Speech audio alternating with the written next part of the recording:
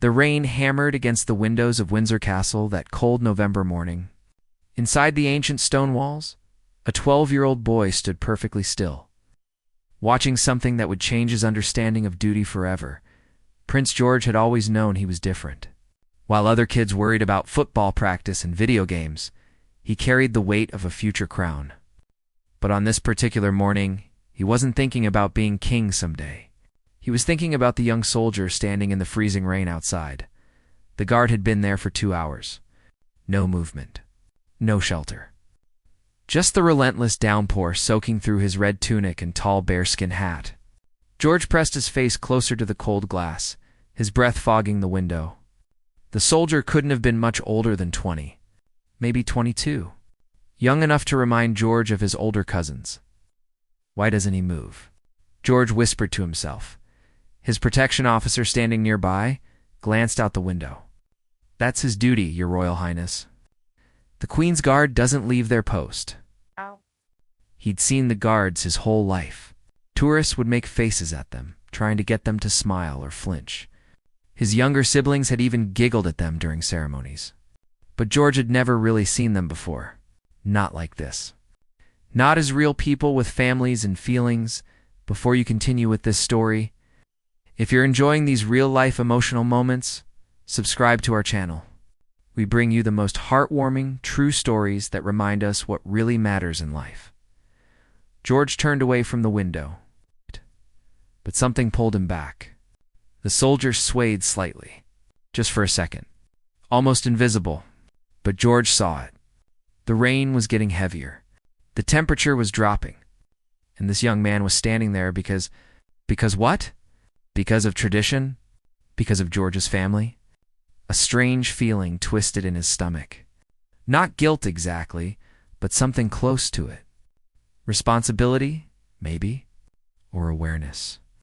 His father had always told him that being royal wasn't about crowns and carriages. It was about service. About understanding that real people made real sacrifices for his family every single day. "Can I go outside?" George asked suddenly. The protection officer looked surprised. "Sir, it's pouring rain." "You'll catch I need to go outside," George said again. This time with a firmness that surprised even himself. Something was happening inside the young prince. A shift. A moment of clarity that adults spend lifetimes searching for. He didn't fully understand it yet. But he knew one thing with absolute certainty. Couldn't just stand there watching anymore. What? George didn't know was that his next decision would be captured by security cameras, shared by staff members, and eventually touch millions of hearts around the world. But that moment hadn't arrived yet.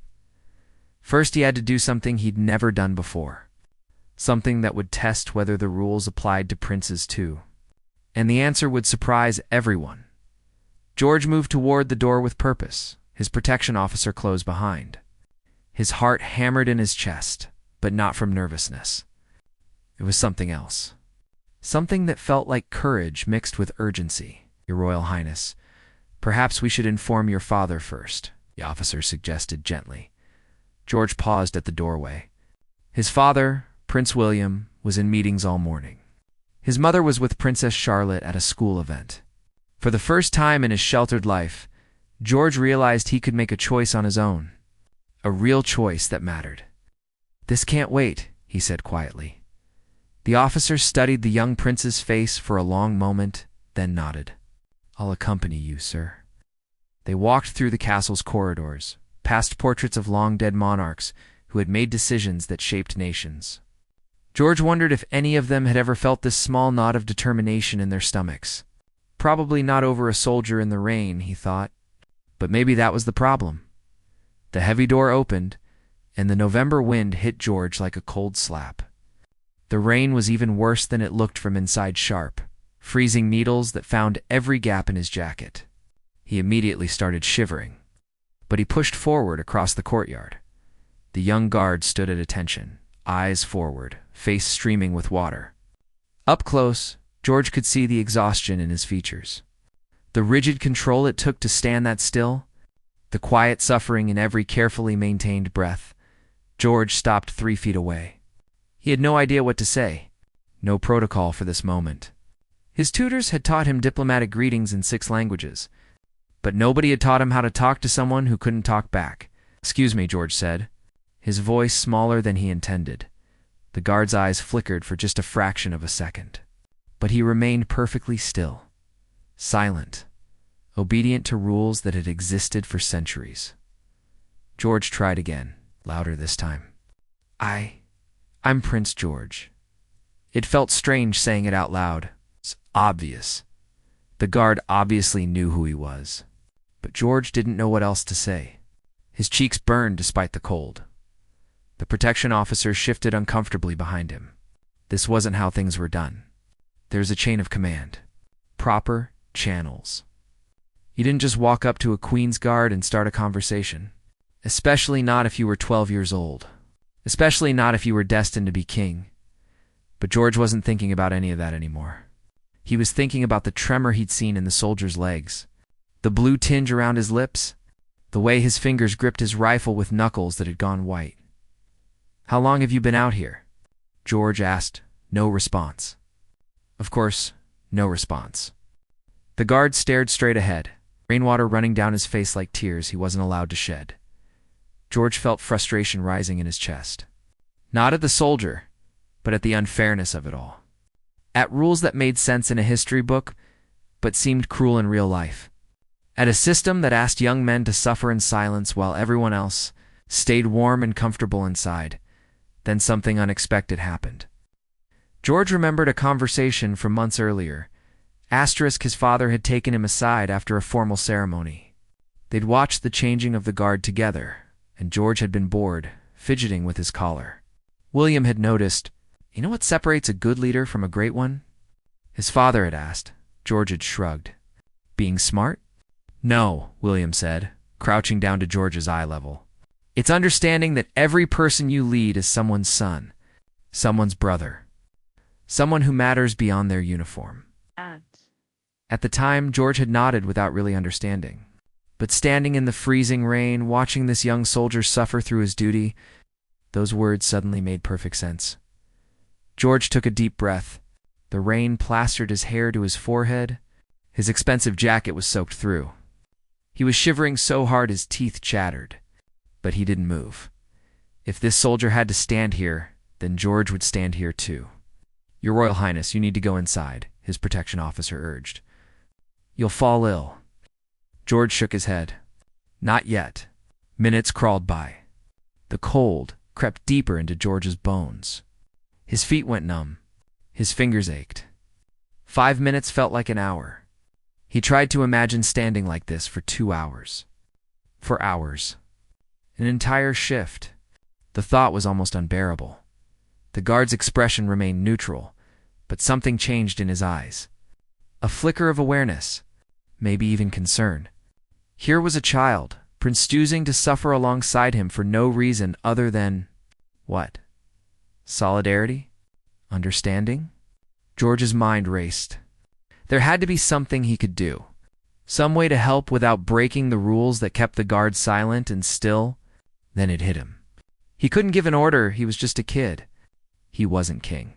He wasn't even an adult. But maybe. "I'm going to speak to your commanding officer," George announced, his voice steady despite the cold.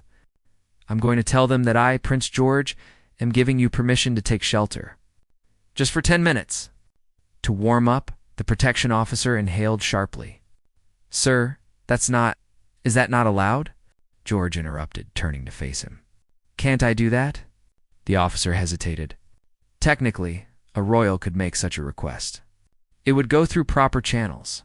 The commanding officer would decide, but a 12-year-old prince? That was unprecedented, unorthodox, potentially embarrassing for everyone involved. Let's go. "Complicted, Your Royal Highness." "Then make it uncomplicated," George said with sudden authority. "This soldier is protecting my family.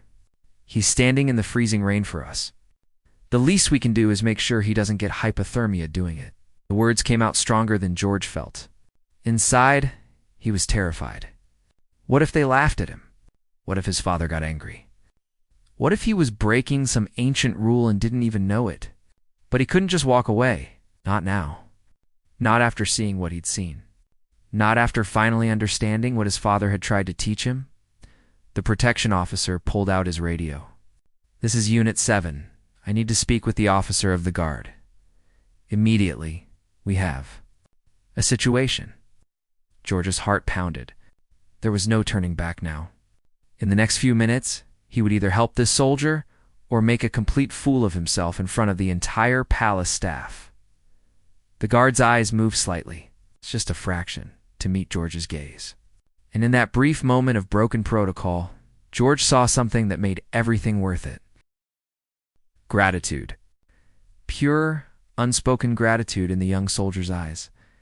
It lasted only a heartbeat before his gaze snapped forward again, but George had seen it. Really seen it? And it filled him with a resolve he didn't know he possessed. The radio crackled. "Unit 7, this is Captain Morrison. What's the situation?" The protection officer glanced at George, then spoke carefully. "Captain Prince George is requesting permission to temporarily relieve the guard at Post 7. He wishes to invoke royal privilege for a brief respite." 10 minutes. Silence on the other end. Long, heavy silence. George could almost hear the captain processing this bizarre request. A 12-year-old prince intervening in military protocol. It probably hadn't happened in 200 years. Maybe never. Finally, stand by. More waiting. The rain continued its assault. George's shivering had become uncontrollable now. His lips felt numb. He wondered if this was what the guard felt like every single day. This physical agony masked behind a stoic face. George looked at the soldier again. His name tape read Matthews. A Private Matthews. Probably from somewhere in England. Probably joined the army to serve his country. Probably never imagined a kid prince would stand in the rain advocating for him. "Private Matthews," George said softly, knowing the soldier couldn't respond, but needing to say it anyway. "I don't know if this will work, but I'm trying. You shouldn't have to suffer like this. Nobody should." The radio crackled again. "Unit 7, Captain Morrison is en route." 82 minutes. George's stomach flipped. The captain was coming in person. That meant this was either very good or very bad. His protection officer looked tense. This could become a diplomatic incident, a story that reflected poorly on the royal family. A 12-year-old overstepping his bounds. But it could also be something else, something important. Footsteps echoed across the wet courtyard. Captain Morrison appeared, a stern man in his 50s, with decades of military service etched into his weathered face. He approached quickly, his expression unreadable. He stopped in front of George and saluted crisply. "Your Royal Highness." George straightened his spine, trying to look taller than his 12 years. "Captain Morrison, I want to formally request that Private Matthews be given a 10-minute break to warm up. He's been standing in freezing rain for over 2 hours. I'm concerned for his well-being." The captain's eyes narrowed slightly. Not with anger, but with assessment. He was measuring this young prince, deciding something. The moment stretched painfully. "Your Royal Highness," the captain began, his voice formal but not unkind. "The Queen's Guard maintains their post regardless of weather conditions. It's tradition. Discipline. The foundation of—" "I understand tradition," George interrupted, surprising himself. "But I also understand that traditions should serve people, not hurt them. Private Matthews is serving my family with honor. Doesn't honor deserve honor in return?" The captain blinked. For just a second, his stern military mask slipped, revealing something like respect, or maybe surprise. He glanced at Private Matthews, who remained rigidly at attention, then back at George. "You're standing in the rain yourself, sir," the captain observed. "Soaked through, shivering. You could be inside right now. Warm, comfortable." "I wanted to understand," George said simply. "And now I do. It's unbearable. Which is why I can't just walk away and pretend everything's fine." Captain Morrison was quiet for a long moment. Rain dripped from the brim of his cap. His jaw worked as he considered his options. Finally, he turned to Private Matthews. "Private Matthews, by order of Captain Morrison, and at the request of His Royal Highness Prince George. The captain paused, and George held his breath. You are relieved of duty for 10 minutes. Report to the guardhouse. Get warm, get dry. Then return to your post. George's heart soared. He'd done it. He'd actually thank you, Captain, George managed to say. Matthews finally moved, saluting smartly before speaking his first words. Thank you, sir. Thank you, Your Royal Highness. His voice was hoarse from standing in the cold, but the emotion in it was unmistakable. He marched toward the guardhouse, his steps slightly unsteady after hours of standing still. George watched him go, feeling something warm in his chest, despite the freezing rain. It wasn't pride exactly. It was something deeper, more meaningful, the understanding that power meant nothing if you didn't use it to help people. Captain Morrison looked down at the young prince with an expression that had completely transformed. That was well done, Your Royal Highness. Very well done indeed. Now get yourself inside before your mother has my head. George nodded, but he couldn't resist asking, Captain, will Private Matthews be in trouble for this? Trouble? The captain almost smiled. No, sir. He'll be the envy of every guard in the regiment. The prince who stood in the rain for him? That's a story that'll be told for years. But neither of them knew just how far that story would travel, or how many hearts it would touch when the truth finally came out. George walked back toward the castle. His protection officer, wrapping a coat around his shoulders, his whole body trembled from cold, but his mind was racing. He'd done something real. Something that mattered beyond ceremonial appearances and formal photographs. Inside, the warmth hit him like a physical force. Staff members appeared immediately, bringing towels and hot tea, their faces showing concern mixed with barely concealed curiosity. Word was already spreading through the castle. A 12-year-old prince had challenged protocol, and won. Master George, you're soaked to the bone, his nanny fussed, steering him toward his rooms. What were you thinking? I was thinking about duty, George said quietly, accepting a towel. Real duty, not the kind they teach in lessons. He changed into dry clothes, his mind still on Private Matthews. The soldier would be warm now, drinking tea in the guardhouse, telling his fellow guards what had just happened. George wondered if they'd believe him. A prince intervening on behalf of a common soldier? It sounded like something from a fairy tale, but it wasn't a fairy tale. It was real. And George was beginning to understand that being royal meant having the power to make these moments happen. Not just grand gestures at state dinners, but small acts of human kindness that acknowledged the dignity of every person. His father arrived an hour later. Summoned back from his meetings by urgent messages from palace staff, William entered George's room with an expression George couldn't quite read, concern mixed with something else. I heard you gave your first royal order today, William said. Sitting on the edge of George's bed, George's stomach tightened. I didn't mean to cause trouble. I saw him standing there, and it wasn't right. Dad, he was shivering and turning blue, and everyone was just walking past him like he was furniture. Like he wasn't even human. William was quiet for a moment, studying his son's face. Then, unexpectedly, he smiled. You know what my father told me when I was about your age? He said the crown is heaviest when you ignore the weight others carry. Grandpa said that? He did, and he'd be very proud of what you did today. So when my relief flooded through George, I wasn't trying to break rules. I just wanted to help. The best leaders, William said, know when rules serve people and when they don't. You showed both compassion and courage today. Those are qualities of a king, George. The kind of king this country needs.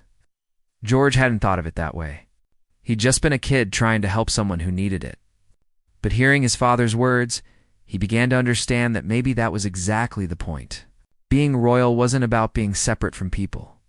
It was about being connected to them, seeing them, caring about them. What happens now? George asked. Now. William stood, ruffling George's hair affectionately. Now Captain Morrison is probably writing up the most unusual incident report of his career. And Private Matthews will have a story to tell his grandchildren someday.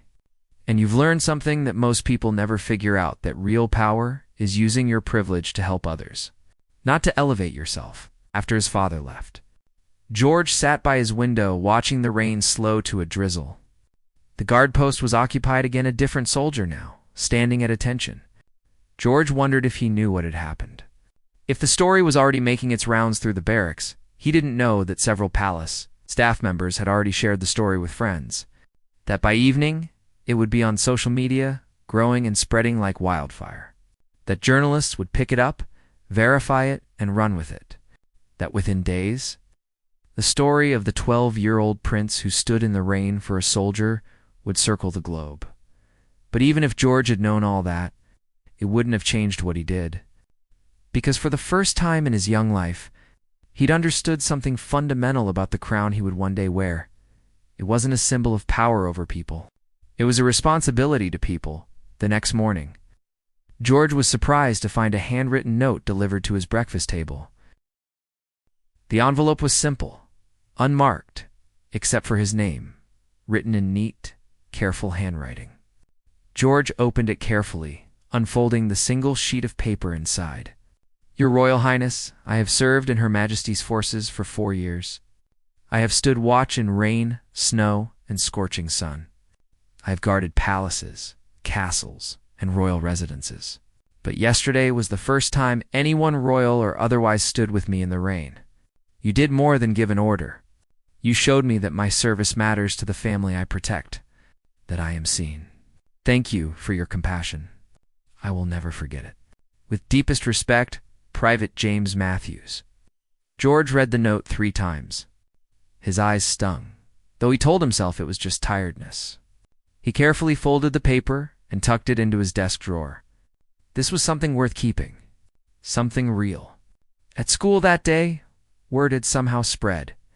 His classmates looked at him differently, not with the usual careful politeness reserved for princes, but with something closer to respect. One boy, whose father was in the military, approached him during break. My dad told me what you did, the boy said. He's an officer. He said it took guts. George shrugged, uncomfortable with the attention. It just seemed wrong. Yeah, well, most people see wrong things and do nothing. You actually did something. The story continued to spread. News outlets picked it up. Running headlines like Young Prince shows wisdom beyond his years and the compassionate prince. George's gesture touches hearts worldwide. Social media exploded with comments from veterans, active military, and ordinary people who were moved by the simple humanity of the moment. But the most meaningful response came from an unexpected source. A week after the incident, George was invited to attend a small ceremony at the Wellington Barracks, headquarters of the Guards Division. His father accompanied him, both wearing formal attire. Captain Morrison greeted them, more relaxed than he'd been in the rain. Your Royal Highness, the regiment wanted to express their gratitude. Your actions reminded us all why we serve to protect not just a crown, but the values of compassion and dignity that crown represents. Inside the barracks, dozens of guardsmen stood at attention. Private Matthews was among them, standing tall and proud. Captain Morrison gestured for George to step forward. Private Matthews, the captain said formally. Please step forward. Matthews marched to the center of the room, saluting crisply. George felt suddenly nervous, unsure what was happening. Your Royal Highness, Captain Morrison said, turning to George, the Guards Division wishes to present you with this. He held out a small wooden box. Inside was a regiment pin, simple but meaningful, bearing the symbol of the Queen's Guard. This represents the highest respect our regiment can offer a civilian, Captain Morrison explained. It's given only to those who embody the values we hold most dear: duty, honor, and compassion. You've earned it, sir. At 12 years old, you've earned it. George accepted the box with shaking hands. The weight of it felt significant, like it carried more than just metal and wood. It carried meaning, purpose, connection. Thank you, he managed to say. But I didn't do anything special. I just tried to help. That, Your Royal Highness, Captain Morrison said with a rare smile, is exactly what makes it special. You could have stayed warm and comfortable. You could have ignored what you saw. Instead, you chose to stand in the rain with one of your subjects. That's not just compassion, it's leadership. The guardsmen saluted in unison, their movement precise and powerful. George felt tears threatening again and fought them back. These weren't tears of sadness, but of overwhelming connection to something bigger than himself. After the ceremony, Private Matthews approached George privately. "Sir, I wanted you to know I have a younger brother. He's 10. When I told him what you did, he said he wanted to be like you when he grows up. Not because you're a prince, because you're kind." George didn't know how to respond to that. How do you respond when someone tells you you've become a role model just for being decent? He settled for the simplest truth. Your brother should want to be like you. You're the one doing the hard job? "We both are, sir," Matthews said with a smile. "Just different uniforms." Months later, the story was still being told. It appeared in leadership courses at military academies. Teachers used it as an example of empathy in action. Parents told it to their children as a bedtime story about how kindness matters more than power. But for George, it was never about the recognition or the praise. It was about the moment he'd understood a fundamental truth, that royalty meant nothing if it was separated from humanity. That crowns were just metal without the compassion of the person wearing them. That real duty wasn't standing at attention or following protocol, it was standing in the rain for someone who needed it, simply because it was right. On rainy days, George sometimes found himself at the window, watching whichever guard was posted outside. He made sure they were rotated regularly, made sure they had access to warm drinks and breaks, made small changes within his limited influence to ensure that dignity and tradition could coexist. And every time he saw that regiment pin sitting on his desk, he remembered Private Matthews' words, "Thank you for your compassion. Not your Royal Highness, not sir. Just thank you for being human." That, George decided, was the most royal thing he could ever be.